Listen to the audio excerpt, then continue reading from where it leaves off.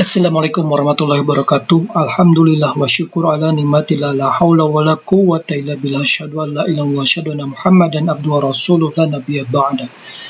Jadi tema kali ini saya akan membahas tentang ciri-ciri ustadz yang menjual ayat dengan murah, ya, dengan harga yang murah.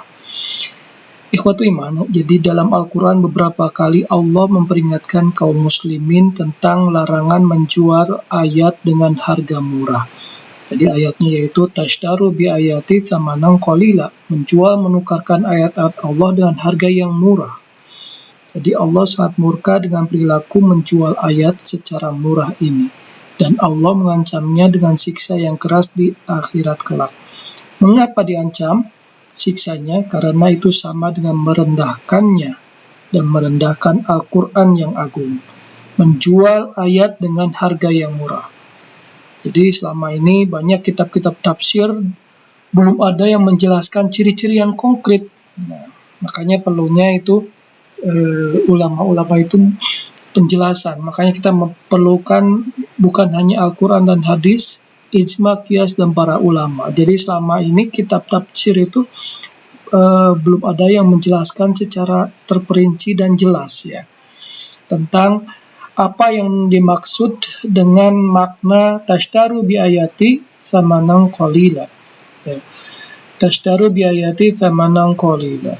Jadi menjual ayat dengan harga yang murah, ya. Jadi belum ada tafsir yang menjelaskan secara konkret dan rinci juga jelas, ya. Jadi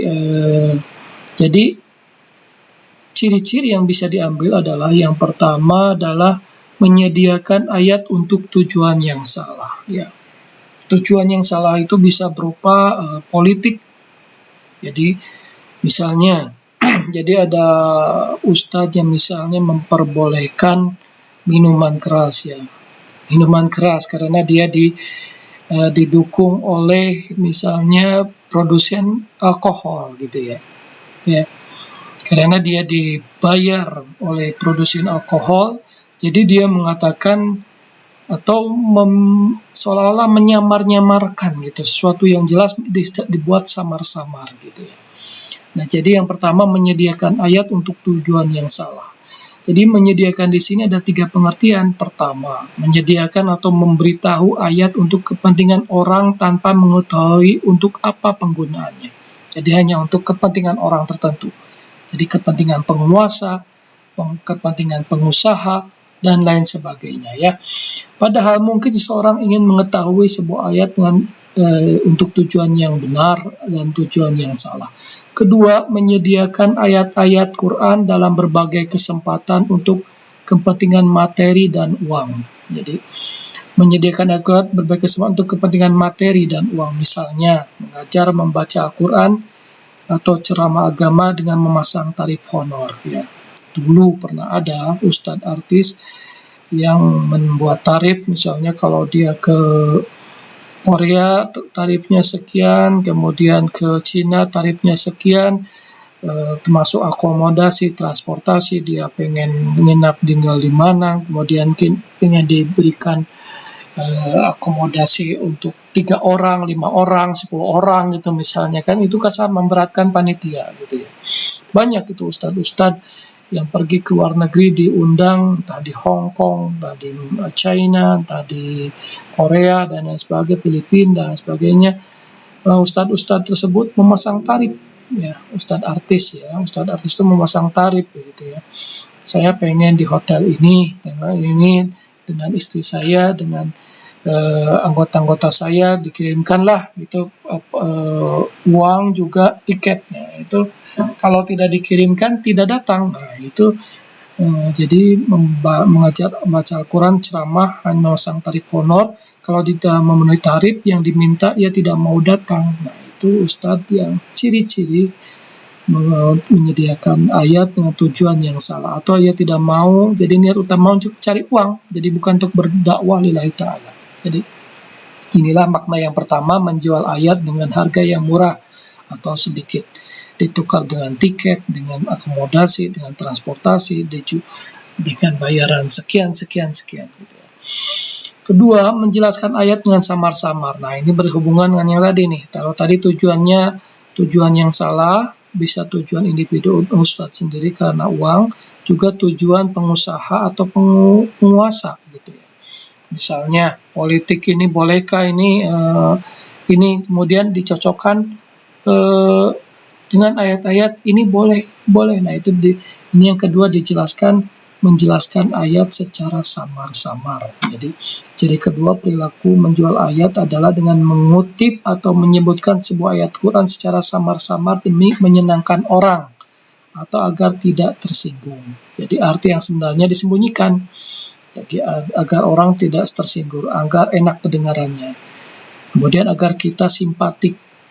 Tashtaru, ya, jadi menjual atau menukarkan adalah perilaku memilih ayat Quran dalam berdakwah atau dalam berkomunikasi agar tidak menyinggung orang. Kemudian dipilihlah ayat-ayat yang lunak, yang menghibur, menyenangkan, sementara ayat-ayat yang terdengar keras, pahit, dan isi ancaman Allah tidak diungkapkan.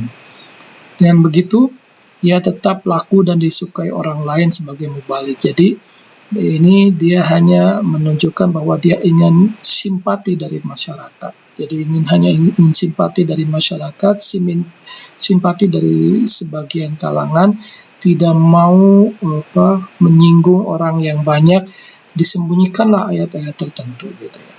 Juga bermakna melegitimasi tindakan, pikiran, situasi, dan persoalan seseorang dengan ayat Quran tanpa melihat benar salahnya. Jadi pokoknya agar simpatik, kemudian pembicaraan orang biasanya pemimpin atau penguasa berpengaruh atau berteman padanya gitu ya. Jadi dibuat samar-samar. Misalnya yang tadi saya bilang, pengusaha itu tersebut ingin mendirikan pabrik minuman keras gitu. Jadi ayat yang dipilih adalah dipotong-potong. Jadi misalnya ada sedikit manfaat dalam minuman itu, walaupun sedikit mudaratnya gitu. Manfaatnya itu yang dikembangkan gitu, sedangkan mudaratnya tidak dikembangkan misalnya. Kemudian kita dukung dengan ayat Al-Quran. Ini adalah bentuk perilaku menjual ayat dengan harga murah. Jadi ayat Qurannya agung, yang luhur kita suguhkan, tapi dipilih-pilih yang menyenangkan saja yang disampaikan. Jadi akhirnya benar-benar harga murah atau kerendahan derajatlah yang kita dapatkan, yaitu kesenangan orang, pujian orang kepada kita yang disebutkan bahwa ustadz itu misalnya baik karena dia hanya memberikan kesenangan-kesenangan gitu ya. Padahal kebenaran Al-Quran itu harus ditunjukkan tanpa pilih-pilih. Jadi tanpa pertimbangan duniawi itu harusnya. Jadi itulah mereka yang menukarkan ayat Allah dengan harga yang sedikit, lalu mereka menghalangi manusia dari jalan Allah. Sesungguhnya amat buruklah apa yang mereka kerjakan itu. Kemudian yang ketiga, menyampaikan kebenaran tidak tegas. Ya. Ini banyak terjadi juga, ustadz tidak tegas dalam mengambil fatwa atau seolah-olah mengambil sesuatu yang sedikit itu biar menyenangkan. Jadi makna ketiga yaitu menjual ayat dengan harga murah adalah menyatakan kebenaran dengan tidak tegas agar tidak terdengar galak. Jadi, tidak tegas ya, biar tidak terdengar galak ya. Kemudian menyampaikan kebenaran dengan diplomatis dan bijaksana.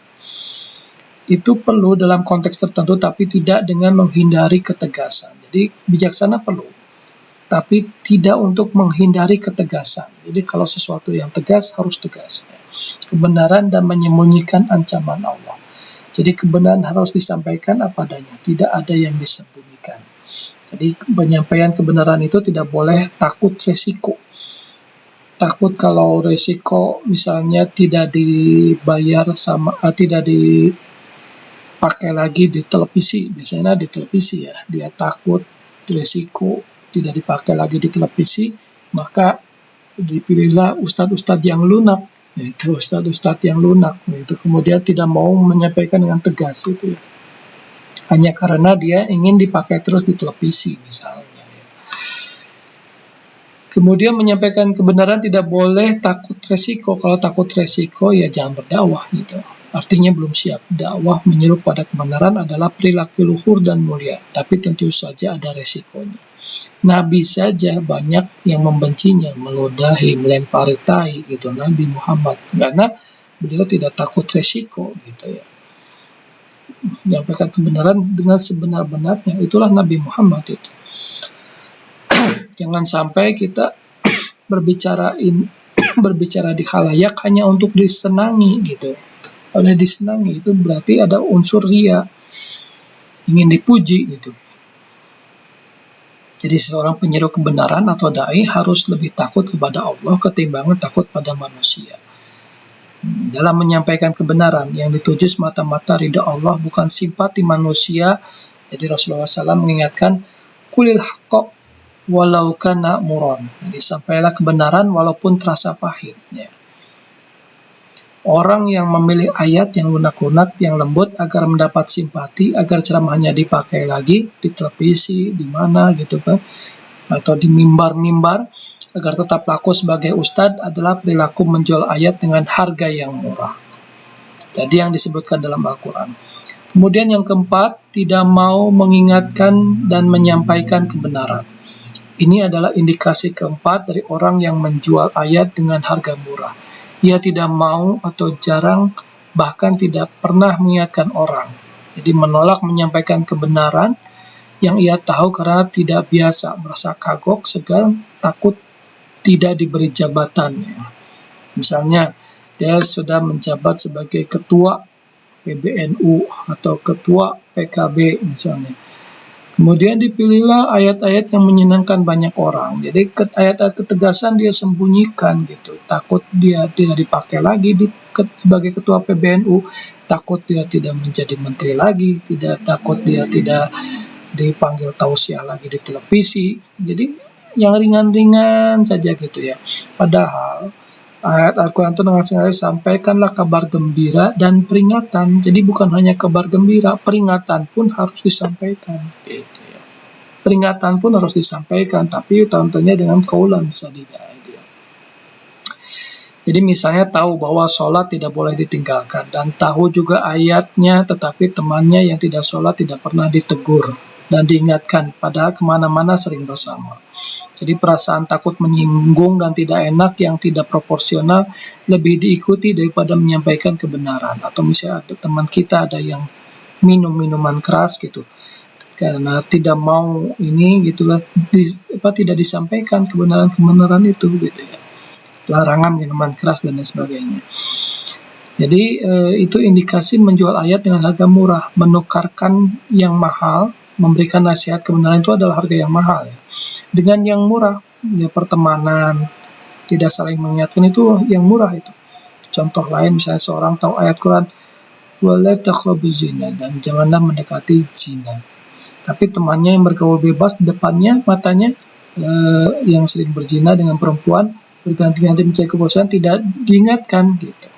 Temannya misalnya kena narkoba tidak mau diingatkan karena ingin terus bersamanya gitu. Karena dia misalnya sering dipanggil olehnya untuk ceramah, untuk mengaji, tetapi ketika dia minum minuman keras tidak mau mengingatkan, atau berganti-ganti perempuan dan lain sebagainya tidak mau diingatkan. Nah, itu ciri-ciri ustadz yang menjual ayat dengan murah. Dibiarkan begitu saja dan dimaklumi gitu. Kemudian mabuk, mencuri, kemudian kejahatan lainnya, dan sampai korupsi ya. Banyak korupsi di kementerian agama diketahui oleh orang-orang yang beragama tetapi tidak diingatkan oleh orang-orang yang beragama tersebut. Jadi tidak diingatkan oleh sang ustadz tersebut. Banyak korupsi yang terjadi di tubuh-tubuh partai, tapi karena ingin dipakai terus sama orang tersebut, sama penguasa tersebut, maka tidak diingatkan ada kejahatan korupsi gitu ya. Kemudian pertemanan yang buruk itu termasuk kategori menjual ayat dengan harga murah. Jadi pertemanan misalnya dengan penguasa, pengusaha yang culas dan lain sebagainya, penguasa yang zolim gitu ya. Ada penguasa yang zolim yang marab dana, kemudian pengusaha yang zolim yang marab dana, korupsi, kolusi, nepotisme. Karena dia sering memanggil ceramahnya tidak diingatkan ketika dia melakukan korupsi itu misalnya. Nah itu ustadz-ustadz seperti itu yang akan diazab ya. Jadi yang mendukung pemimpin tanpa menegurnya gitu ya. Banyak itu ustadz-ustadz yang dekat dengan lingkaran kekuasaan tetapi tidak mau menyalahkan pemimpin tersebut, tidak mau mengingatkan pemimpin tersebut ketika salah gitu, karena dia takut tersinggung gitu pemimpin tersebut misalnya, takut tersinggung penguasa tersebut gitu, takut nggak pakai lagi, takut tidak manggil lagi gitu. Jadi seharusnya bila tak mampu mengingatkan atau ada afal iman, hindari, jangan dekati gitu. Jadi kalau misalnya si ustadz tersebut tidak mau atau tidak mampu untuk mengingatkan, maka minimalnya jangan didekati. Jangan bergaul dengan orang-orang yang berakhlak buruk, koruptor dan lain sebagainya, karena pertemanan. Jadi itu yang akan Allah kelak memberikan azab ya, karena tidak mau mengingatkan kepada temannya sendiri. Kemudian yang kelima, tidak mau belajar ilmu agama. Ya, maksudnya adalah seseorang yang tidak punya sama sekali alat pengetahuan agama untuk meluruskan orang lain berbuat salah dan keliru. Kemudian ia biarkan semua, ia maklumi, karena ia sendiri memang tidak punya pengetahuan agama untuk menegurnya. Jadi apabila sama-sama sebagai pelaku keburukan dan dosa, ia tidak tahu mana yang salah dan mana yang benar menurut agama. Orang seperti ini mengaku muslim tapi tidak pernah mau belajar tentang agama. Dan bila sengaja tidak mau belajar agama, termasuk pada menjual ayat dengan harga murah. Nah ini sama. Jadi tidak mau belajar agama pun itu sama dengan menjual ayat dengan murah. Karena ia lebih memilih yang murah, yaitu kebodohan, ketidaktahuan agamanya, ketidakmampuan saling menegur, dengan memberikan nasihat dalam pergaulannya gitu ya. Itu salah satu ciri-ciri, banyak yang ciri ya, ada 5 ciri-ciri ustadz yang menjual dengan agama murah atau orang-orang yang menjual ayat dengan murah gitu. Ada lagi ya, yang tadi banyak terjadi juga, ini termasuk yang ketiga juga tadi, yang menyampaikan kebenaran tidak tegas atau tidak mau menyampaikan karena yang pertama misalnya dia itu adalah orang tuanya gitu, misalnya orang tuanya yang salah gitu, tapi dia tidak mau memberitahukan pada orang tuanya bahwa ini salah gitu misalnya ya. Contoh misalnya dia lagi-lagi misalnya tidak mau diganti kepengurusannya gitu, bahwa itu salah gitu, itu udah salah gitu, bahwa dia menjabat misalnya sebagai ketua DKM sudah berapa puluh tahun, berapa periode gitu kan, karena ingin menguasai terus-menerus jabatannya, tidak mau mengingatkan si anak ini gitu, karena dia itu adalah orang tuanya gitu misalnya, atau saudaranya, atau misalnya tetangganya, atau kerabatnya, atau dia yang mendapatkan manfaat dari sebagai jabatan ketua DKM tersebut, tidak mau mengingatkan. Itu juga bagian ketidaktegasan atau menjual ayat dengan murah gitu. Jadi tidak mau menasehati kalangan keluarganya sendiri gitu. Nah ini ada ustadz yang tidak mau menasehati dirinya sendiri, keluarganya gitu, orang tuanya, tidak mau menasehati orang tuanya dan lain sebagainya. Nah itu ciri-ciri ustadz yang menjual ayat dengan murah, karena yaitu faktor manusia, bukan karena takut kepada Allah Subhanahu wa taala. Wa'fu minkum, billahi taufiq wa hidayah. Wassalamualaikum warahmatullahi wabarakatuh.